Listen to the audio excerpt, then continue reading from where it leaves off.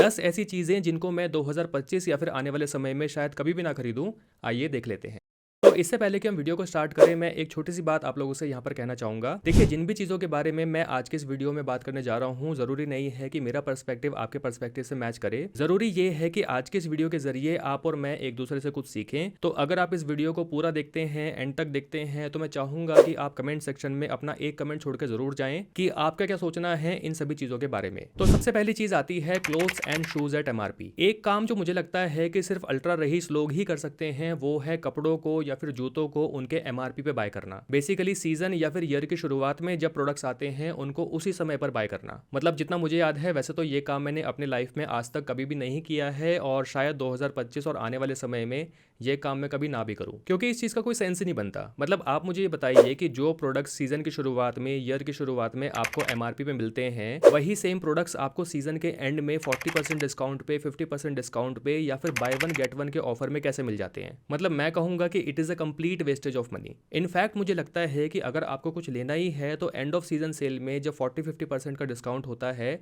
उस समय में ऐसी चीज़ों को लेना सबसे बेस्ट समय होता है। अब इस चीज़ का मतलब ये नहीं है कि जब भी सेल आए, जब भी डिस्काउंट्स आए, आपको कुछ ना कुछ उस समय में ले ही लेना चाहिए। मैं इस चीज़ को बिल्कुल भी सपोर्ट नहीं करता हूँ, बल्कि इस चीज़ को लेके मैंने अपने इंस्टाग्राम अकाउंट पे एक पोस्ट भी शेयर की थी। अगर आप मुझे इंस्टाग्राम पे फॉलो करते हैं तो मे बी आपने इस पोस्ट को रीड किया हो। बेसिकली मेरा यहाँ पर कहना यह है कि चीज़ें तब खरीदो जब आपको वो चीज़ एक्चुअली में खरीदनी हो, और जो चीज़ आपको खरीदनी है अगर वो चीज़ आपको डिस्काउंट में या फिर सेल में मिल जाए तो इससे अच्छा भला और क्या हो सकता है। सेकंड पॉइंट आता है बाइंग ग्रोसरी या फिर house hold items from super stores. आप मुझे ये बताइए कि आप ऐसे कितने लोगों को जानते हैं जो डी मार्ट, रिलायंस सुपर बाजार या फिर किसी दूसरे सुपर स्टोर में शॉपिंग करने के लिए गए हों और सिर्फ एक दो सामान लेकर ही बाहर आ गए हों। और किसी और की या फिर एक दो आइटम की बात छोड़िए, अगर मैं आप ही की बात करता हूं तो आपके खुद के साथ ऐसा कितनी बार हुआ है कि आप किसी सुपर बाजार में जो लिस्ट में आइटम्स लिखे थे उन आइटम्स को लेने गए हों और एग्जैक्टली उतने ही आइटम या फिर वही आइटम लेके बाहर निकले हों। मतलब मुझे लगता है कि इसकी प्रोबेबिलिटी बहुत ही कम है। शायद करोड़ों में कोई एक इंसान ऐसा होगा जिसने कभी ऐसा किया होगा। नोएडा में जहां पर मैं रहता हूं, मेरे ख्याल से यहां से 4 या 5 किलोमीटर की दूरी पे डी मार्ट स्टोर है,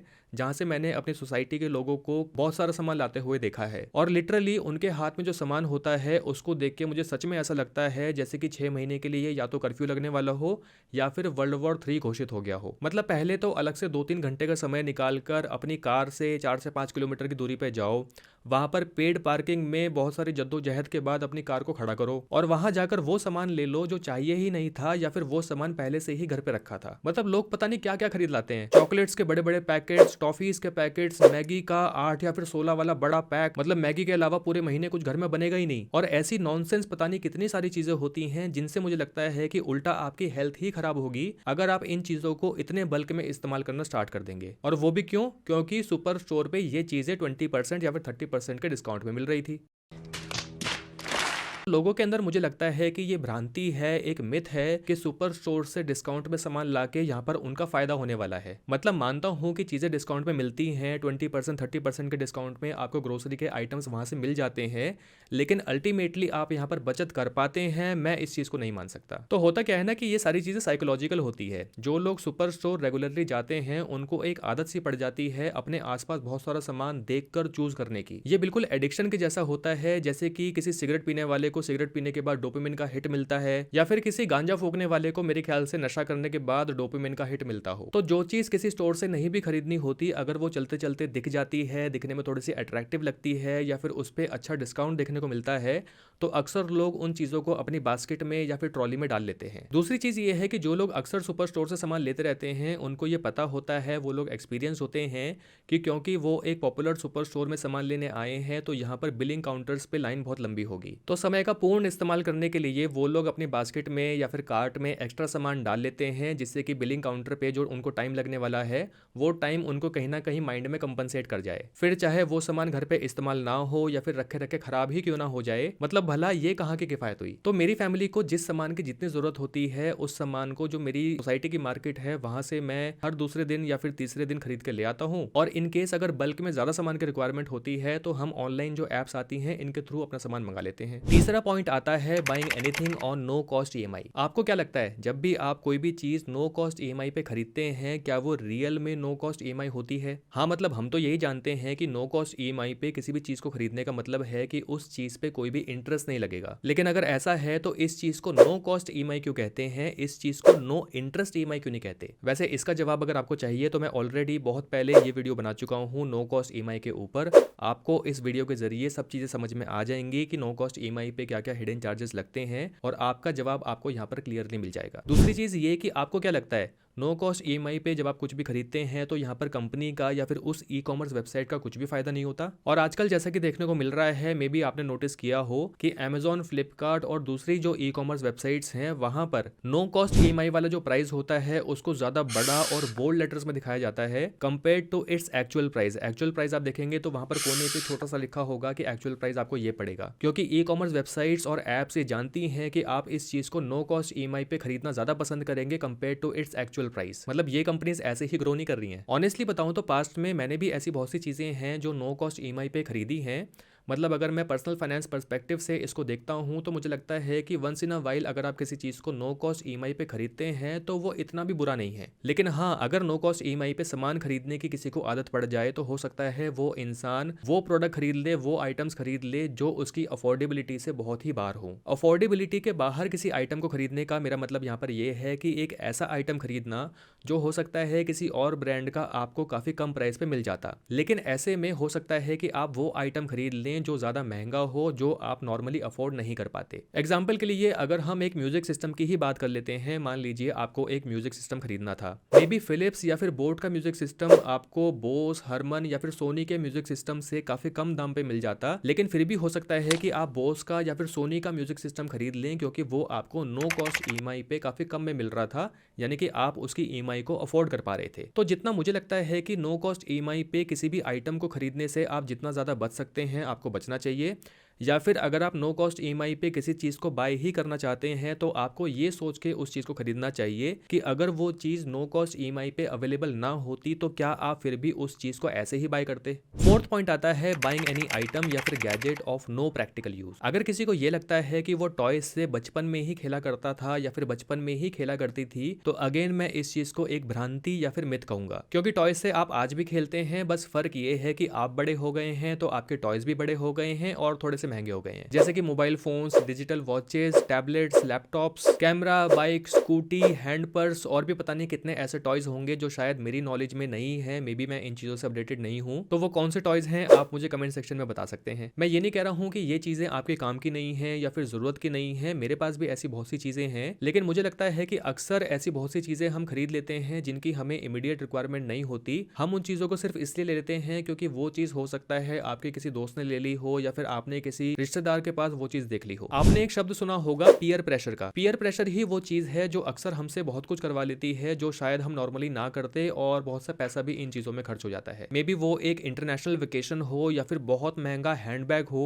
आजकल बॉयज में देखें तो बुलेट खरीदना, और गर्ल्स की अगर हम बात करते हैं तो हर दूसरी चीज खरीद लेना मेरे ख्याल से नॉर्मल हो गया है, क्योंकि पीयर प्रेशर बहुत ज्यादा बढ़ गया है। तो कहना इस पॉइंट में मैं ये चाहता हूं कि कोई ऐसी चीज खरीद लेना जो ऑलरेडी आपके पास अच्छी खासी हालत में रखी हुई हो, या फिर एक ऐसी चीज ले लेना हो सकता है जिसका आप बहुत ज्यादा इस्तेमाल ना भी करें। मतलब ऐसी चीजें लेके अपना पैसा भला क्यों फूकना। ऑनेस्टली अगर मैं अपनी ही बात करता हूं तो मेरे करियर की जब बिल्कुल इनिशियल शुरुआत हुई थी, मेरी जॉब लगी थी और मैंने कमाना स्टार्ट किया था, तो ऐसी बहुत सी चीजें हैं जो मैंने भी खरीद ली थी जिनकी मुझे इमीडिएट रिक्वायरमेंट नहीं थी। अगर उस टाइम पे ऐसी कोई वीडियो मुझे कहीं पे देखने को मिल जाती तो हो सकता है उन चीजों को खरीदने से पहले मैं थोड़ा बहुत तो सोचता। अगर मेरी ये बात आज के टाइम पे किसी को समझ में आए तो हो सकता है उसके जो मंथली एक्सपेंसेस हैं वो भी आराम से निकल जाएं और थोड़ा पैसा इन्वेस्ट भी हो जाए। पांचवा पॉइंट आता है buying not more than 4 mutual funds and 15 stocks. तो इन्वेस्टमेंट्स और फाइनेंस से जुड़ा चैनल है और मैं यहाँ पर म्यूचुअल फंड्स और स्टॉक्स की ही बात ना करूँ, भला ऐसे कैसे। तो लास्ट 8 ईयर्स में मैंने जो कुछ भी इन्वेस्टमेंट्स के बारे में सीखा है और जो कुछ भी मैंने खुद से इंप्लीमेंट किया है, मुझे लगता है कि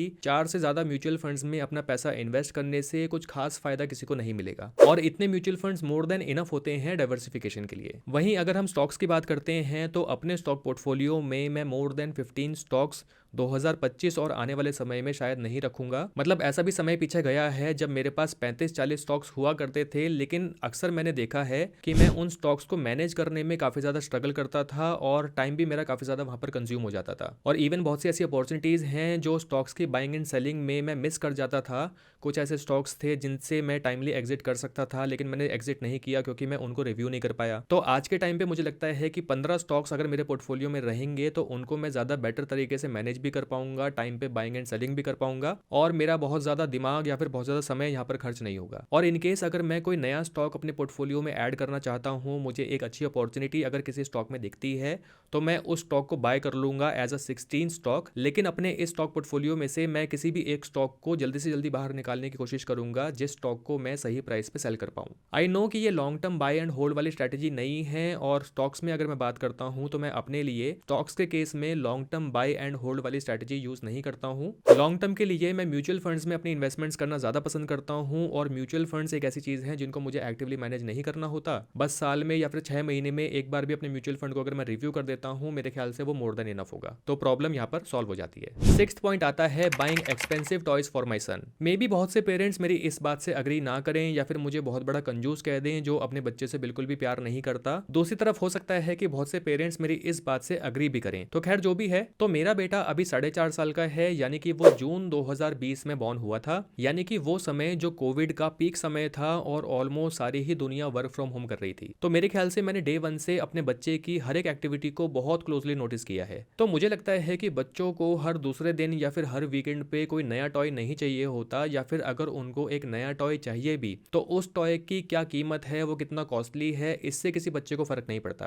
क्योंकि मुझे लगता है कि 8 या 10 साल की उम्र तक बच्चों को वैसे भी पैसे की क्या कीमत होती है, पैसे की क्या वैल्यू होती है, वो वैसे भी समझ में नहीं आती। और पेरेंट्स अगर ना सिखाएं तो बच्चों को लाइफ टाइम तक पैसों की कीमत का, वैल्यू का पता ही नहीं चलता। और बात यहाँ पर सिर्फ पैसों की नहीं है, हर पेरेंट अपने बच्चों के लिए बेस्ट टू बेस्ट करना चाहते हैं, जो भी बेस्ट पॉसिबल हो। लेकिन जितना मुझे समझ में आया है, मुझे लगता है कि बच्चों को जो सबसे ज्यादा चाहिए वो ये कि उनके पेरेंट्स उन बच्चों के साथ खेलें, फिर चाहे वो कोई भी खेल हो या फिर उस खेल में किसी टॉय की रिक्वायरमेंट ही ना हो। इसी बात पे एक नो लॉजिक वाला एग्जांपल मैं आपके साथ यहाँ पर शेयर कर देता हूँ। मे बी आप इससे अग्री करें, मे बी आप इससे अग्री ना करें। कुछ पेरेंट्स बच्चों को वो जो रिमोट से चलने वाली कार होती है जिसपे बच्चा बैठ सकता है और आप उसको रिमोट से चला सकते हैं, वो कार दिला देते हैं, जिसको लेने का मतलब मुझे कुछ खास लॉजिक समझ में नहीं आता। मतलब उससे बेटर मुझे ये लगता है कि अगर आप अपने बच्चे को पार्क या फिर सोसाइटी में जहां पर भी कार चलवाते हैं, वो कार चलवाने की बजाय या उसको कार दिलाने के बजाय अगर आप उसका हाथ पकड़ के ही उसके साथ वॉक करेंगे और डिफरेंट चीज़ों के बारे में अगर उसको कुछ ना कुछ बताते रहेंगे या उसके सवालों के जवाब ही देते रहेंगे, तो मेरे ख्याल से उस बच्चे की जो ग्रोथ होगी, उस बच्चे के जो सेंटिमेंट्स होंगे आपको लेके, वो ज़्यादा अच्छे से ग्रो करेंगे। मतलब आपका और बच्चे का अटैचमेंट जो होगा वो काफ़ी ज़्यादा इंक्रीज करेगा और साथ ही साथ बच्चे की नॉलेज भी इंक्रीज होगी। और रही बात कार में घुमाने की, तो हम लोग एज अ फैमिली जब भी बाहर जाते हैं, कहीं घूमने गए हैं या फिर मॉल में गए हैं, तो वहाँ पर मॉल में आपने देखा होगा बहुत सारी कार्स लगी होती हैं और 100-100 रुपए में बच्चों को 2 राउंड कटवा देते हैं कार में बिठा के।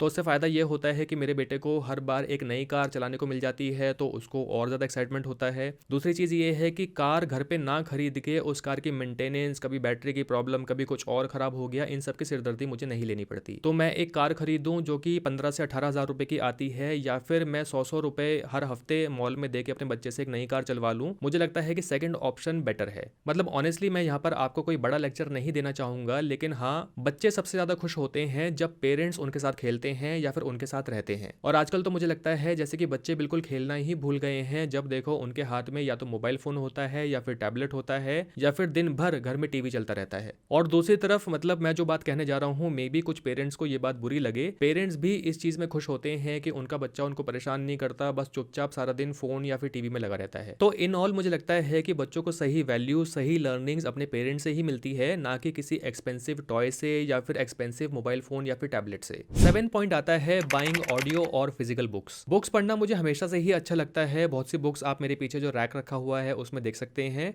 और खासतौर पे जब बात आती है सेल्फ इंप्रूवमेंट, सेल्फ हेल्प और फाइनेंस से रिलेटेड बुक्स की, तो उन बुक्स को मैं पढ़ना काफ़ी ज़्यादा इंजॉय करता हूँ। बीच में मैंने एक आदत डाली थी कि जब मैं वॉक पे गया हूँ या फिर मैं जिम में हूँ या फिर अगर मैं कार ड्राइव कर रहा हूँ, तो उस टाइम पे जो ऑडियो बुक्स होती हैं उनको सुनने की। बेसिकली फ़ोन में जो ऐप आती है, ऑडिबल नाम की ऐप मैंने डाउनलोड की थी, उनका मैंने सब्सक्रिप्शन लिया था और कुछ बुक्स को मैंने डाउनलोड करके सुनना स्टार्ट किया था। तो बहुत सी बुक्स सुनने के बाद जो मुझे समझ में आया कि जो मज़ा बुक्स को पढ़ने का है वो सुनने में शायद उतना मज़ा नहीं आएगा। साथ साथ ही साथ जो कुछ भी ऑडिबल बुक्स में आप सुनते हैं या तो उनको आप जल्दी भूल जाते हैं, या फिर अगर आपको किसी चीज़ को रिव्यू करना है यानी कि किसी पर्टिकुलर चीज़ को अगर आप फिर से सुनना चाहते हैं तो सुनने में आपको यहाँ पर प्रॉब्लम हो सकती है। चीज़ों को आप ऑडिबल बुक्स में भी बुकमार्क कर सकते हैं, लेकिन उन बुकमार्क्स के पास वापस जाना, उनको सुनना अगेन थोड़ा सा टीडियस काम होता है। और बुक्स को जब आप लाइन बाय लाइन पढ़ते हैं तो आपका फोकस यहाँ पर इंप्रूव होता है और आपकी जो वोकैबुलरी है वो भी इंक्रीज होती है, क्योंकि आप कुछ वर्ड्स को अंडरलाइन कर सकते हैं, उनको आप गूगल सर्च करके देख सकते हैं कि उन वर्ड्स का एग्जैक्टली मीनिंग क्या है। तो ऑडिबल बुक्स के मुकाबले मुझे लगता है कि जो रीडेबल बुक्स होती हैं वो आपकी बहुत ज़्यादा हेल्प करती हैं। पहली चीज़ ये है कि मैं फिजिकल बुक्स आने वाले समय में शायद कभी बाय ना करूं, क्योंकि फिजिकल बुक्स को मुझे लगता है, मतलब मैं अपनी बात कर रहा हूं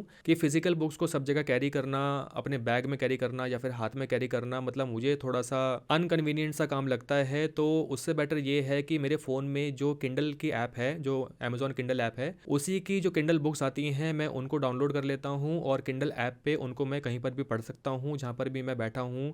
लेट्स अगर मैं किसी का इंतज़ार कर रहा हूँ, मेरे पास थोड़ा सा भी फ्री टाइम है, इवन मैं अगर सुबह टॉयलेट में भी हूँ तो मैं बुक्स को वहाँ पर पढ़ना पसंद करता हूँ। मतलब समय का सही उपयोग भी वहाँ पर हो जाता है। आप चाहें तो अमेजॉन का जो किंडल आता है उसको बाय कर सकते हैं। मैंने आज तक उसको बाय नहीं किया है क्योंकि मेरे फ़ोन से मेरा काम चल जाता है। मैं जब भी फ़ोन पे बुक्स पढ़ता हूँ तो मैं या तो अपने फ़ोन को साइलेंट पे डाल देता हूँ या फिर फ्लाइट मोड पे डाल देता हूँ, जिससे कि कोई भी डिस्ट्रैक्शन मुझे बाहर से ना मिले। तो देखिए, ये टोटली एक इंडिविजुअल चॉइस है। अगर आपको फिजिकल जो पेपर बुक होती हैं या फिर हार्ड कवर वाली बुक्स होती हैं, अगर उनसे पढ़ना आपको ज़्यादा अच्छा लगता है, आप उसको एंजॉय करते हैं, तो इसमें कोई प्रॉब्लम नहीं है, आप हार्ड कवर या फिर पेपर बैक बुक्स को पढ़ सकते हैं। मेरे केस में मैं फ्यूचर में शायद फिजिकल बुक्स बाय ना करूं। 8th पॉइंट आता है बाइंग चीप या फिर जंक फूड आइटम्स। एक समय था जब मैं स्ट्रीट फूड खाना काफ़ी इंजॉय करता था और रेस्टोरेंट्स में जाना मुझे काफ़ी कॉस्टली लगता था। मतलब ये बात भी सही है कि उस समय मेरी उतनी सैलरी नहीं थी, तो मेरे पास बहुत ही लिमिटेड ऑप्शंस रहते थे रेस्टोरेंट्स के केस में, जहां पर मैं जाकर प्रॉपर डाइनिंग में खाना खा सकूं। दूसरी चीज़ ये है कि स्ट्रीट फूड को मैंने कभी भी उस नज़रिए से नहीं देखा था जिस नज़रिए से आज के टाइम पे मैं स्ट्रीट फूड को देखता हूं, क्योंकि मुझे ये पता ही नहीं था और शायद उस समय मुझे इतनी अवेयरनेस भी नहीं थी कि ठेले के उस तरफ जिस तरीके से खाने को प्रिपेयर किया जाता है,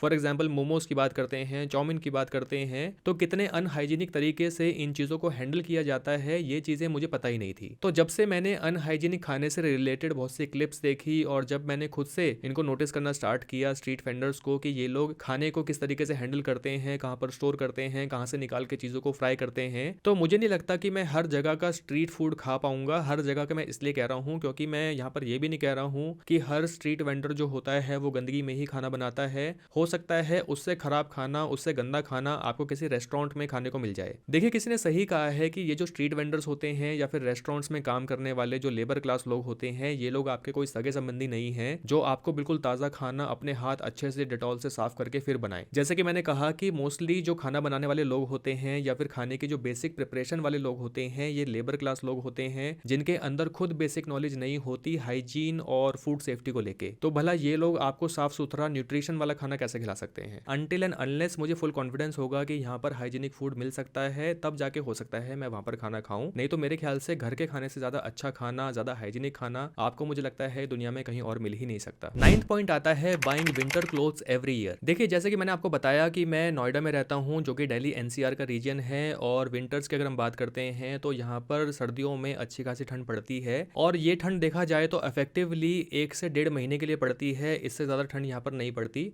और इस साल की अगर मैं बात करता हूँ तो शायद 20 दिन के लिए, 15 दिन के लिए अच्छे से ठंड पड़ी होगी। उसके अलावा यहाँ पर जो ठंड है वो नॉर्मल सी है। तो एक समय था जब मैं हर साल जब भी विंटर्स आती थी और विंटर्स की जो एंड ऑफ सीजन सेल होती है जो कि दिसंबर के आसपास यहाँ पर लगती है, जहाँ पर 40% 50% डिस्काउंट में आपको जैकेट्स और स्वेटर्स जो भी आप लेना चाहते हैं वो मिल जाता है। तो हर साल ऑलमोस्ट मेरा रूटीन था कि मैं सेल में ज़रूर जाता था और वहाँ से कुछ ना कुछ खरीद के मैं ज़रूर लाता था। आज के टाइम पर अगर मैं बात करता हूँ तो जब मैं अपने कैबिनेट को खोल के देखता हूँ तो उस कैबिनेट में आप बिलीव नहीं करेंगे, इतने सारे कपड़े हैं, इतने सारे स्वेटर्स और जैकेट्स हैं जिनको शायद मैंने पिछले 3-4 साल से नहीं पहना होगा, या फिर पहना होगा तो 1 या 2 दिन के लिए पहना होगा, नहीं तो वो पूरे साल ऐसे ही पड़े रहते हैं। और जैसे कि मैंने बताया कि विंटर्स यहाँ पर हार्डली 1 महीने, 1.5 महीने या 2 महीने की पड़ती है, तो उसके लिए हर साल नए कपड़े खरीदना मुझे लॉजिकल अब नहीं लगता, या मैं कहूँ कि एटलीस्ट मेरे केस में मैं ये चीज़ मानता हूँ। 10th और लास्ट चीज़ आती है बाइंग अननेसेसरी एंटरटेनमेंट। एक समय था जब मैं सोशल मीडिया पे यानी कि फेसबुक फेसबुक, इंस्टाग्राम की अगर मैं बात करता हूँ तो ये दोनों ऐप्स मेरे फ़ोन में थी और इन पे बस मैं एंडलेसली स्क्रॉल करता रहता था। फेसबुक पे जो वीडियोज़ आती हैं या फेसबुक की जो वॉल पोस्ट होती है उसको लगातार बस स्क्रॉल करते रहो, देखते रहो किसने क्या अपडेट डाला है। इंस्टाग्राम की अगर हम बात करते हैं तो रील्स में आप देखेंगे कि बहुत ज़्यादा एंटरटेनिंग रील्स देखने को मिल जाएंगी। आप एक रील को देखेंगे, उसके बाद आपको एक और रील मिलेगी, फिर उसके बाद एक और रील मिलेगी और जो डोपामिन है आपके ब्रेन में वो लगातार इंक्रीज होता रहता है और आप हंट करते रहते हैं कि शायद अब कुछ और मजेदार देखने को मिल जाए। तो इसको एक तरह से मैं एंटरटेनमेंट की बाइंग बोलूंगा, क्योंकि अल्टीमेटली आप अपना टाइम देकर, मे बी 15 मिनट दें, मे बी आधा घंटा दें, मे बी 4 घंटे दें, आप अपना समय देकर, जो कि काफी कीमती चीज है, उसको सामने वाले को देकर आप उससे एक कचरा खरीद रहे हैं। बेसिकली एंटरटेनमेंट जो आपके किसी काम नहीं आने वाला। मतलब ठीक है, एंटरटेनमेंट की थोड़ी बहुत रिक्वायरमेंट होती है, लेकिन बहुत सी ऐसी क्लिप्स होंगी, बहुत सी ऐसी चीजें होंगी जो आप माइंडलेसली बस देखते रहते हैं, उनसे आपको कुछ नॉलेज नहीं मिलेगी। जो काम उस क्लिप में दिखाया गया है वो काम आप शायद कभी नहीं करेंगे, लेकिन फिर भी आप उनको देखते हैं। तो आज के टाइम पे अगर मैं बात करता हूँ, इस पॉइंट को अगर मैं शॉर्ट रखना चाहता हूँ, तो मेरे फोन में से मैंने फेसबुक को इंस्टॉल कर दिया है, इंस्टाग्राम को मैंने अनइंस्टॉल कर दिया है और जो दूसरी एप्स हैं, इनफैक्ट जो फाइनेंस वाली एप्स हैं, उनके सभी के नोटिफिकेशंस को मैंने ऑफ करके रखा हुआ है। यूट्यूब मेरे पास ऑब्वियसली मेरे फोन में जरूरी है, क्योंकि यूट्यूब पे मुझे काम होता है और यूट्यूब का मैंने इवन प्रीमियम सब्सक्रिप्शन ले रखा है, जिससे कि जो एड्स होते हैं यूट्यूब के वो मुझे देखने को ना मिले। मतलब मैं आपको यहाँ पर सजेशन नहीं दे रहा हूँ कि आप प्रीमियम सब्सक्रिप्शन लें, क्योंकि वो कॉस्टली पड़ सकता है मेरे को, क्योंकि दिन भर ही यही काम है। मैं कंटेंट क्रिएटर हूँ, बहुत से दूसरे क्रिएटर्स की वीडियोस मुझे देखनी होती हैं, इंस्पिरेशंस मुझे लेनी होती हैं, चीज़ों से अपडेटेड मुझे रहना होता है। तो हाँ, मैं आज के टाइम पे यूट्यूब का यूज़ करता हूँ, बट यूट्यूब भी मुझे लगता है कि पहले मैं शायद 2-2 घंटे यूट्यूब का कंज्यूम करता था। आज के टाइम पे मुझे नहीं लगता कि मैं 10 मिनट या 15 मिनट से ज़्यादा यूट्यूब को कंज्यूम करता हूँ। मैंने भी बहुत से चैनल ऐसे हैं जिनको सब्सक्राइब किया हुआ है, जो रियल में मुझे लगता है कि हाँ, मैंने अपने टाइम का सही इस्तेमाल किया है उनके वीडियोस को देख के, क्योंकि मुझे वहाँ से कुछ नॉलेज मिलती है, आइडियाज़ मिलते हैं। तो बहुत से ऐसे चैनल्स हैं। जितना आप इन चीज़ों को सॉर्टेड रखेंगे, सिंप्लीफाइड रखेंगे, सोशल मीडिया मुझे लगता है कि आपका जो ब्रेन है उसको काफ़ी ज़्यादा हैम्पर करता है। अगर आप बैक टू बैक दिन भर रील्स देखते रहेंगे तो आपके दिमाग में कोई भी नया आइडिया नहीं आएगा। आप जो भी काम करते हैं उस काम को प्योर परफेक्शन के साथ आप शायद ना कर पाएं, या परफेक्शन की बात अगर ना भी करें तो आप कंसिस्टेंटली हो सकता है अपनी परफॉर्मेंस या फिर अपने काम को ठीक से ना कर पाएं। वैसे तो मैं पिछले 2 साल से लगातार इस चीज़ को फॉलो करता आया हूँ कि जो अननेसेसरी एंटरटेनमेंट है मैं उससे बचूं, उसको ज़्यादा कंज्यूम ना करूं। लेकिन कभी कभी इवन मेरे साथ भी ऐसा हो जाता है कि मैंने यूट्यूब खोला कुछ देखने के लिए और मैं अननेसेसरी कुछ और चीज़ देखकर यूट्यूब को बंद कर देता हूँ, या फिर अपना टाइम मैं वहाँ पर वेस्ट कर देता हूँ। तो मुझे लगता है कि इस चीज़ का कंजम्पशन मैं जितना कम करूंगा उतना ही मेरे लिए बेटर होगा, मेरी ग्रोथ के लिए बेटर होगा। तो दोस्तों, ये थी वो सभी 10 चीज़ें जिनको मैंने डिसाइड किया है कि 2025 और आने वाले समय में मैं इन चीज़ों को बाय नहीं करूंगा। और जैसे कि मैंने कहा था कि आपका क्या सोचना है इन सभी चीज़ों के बारे में, आप मुझे कमेंट सेक्शन में लिख के बता सकते हैं। मैं आपके कमेंट्स रीड करना जरूर पसंद करूंगा। आई होप इस वीडियो के जरिए आपको कुछ ना कुछ सीखने को मिला होगा। अगर ये वीडियो आपको अच्छी लगी है तो मुझे इस वीडियो को लाइक करके जरूर बताएं और जाने से पहले चैनल को सब्सक्राइब करना मत भूलिएगा। जल्दी ही मिलेंगे एक और वीडियो में। Thank you for watching.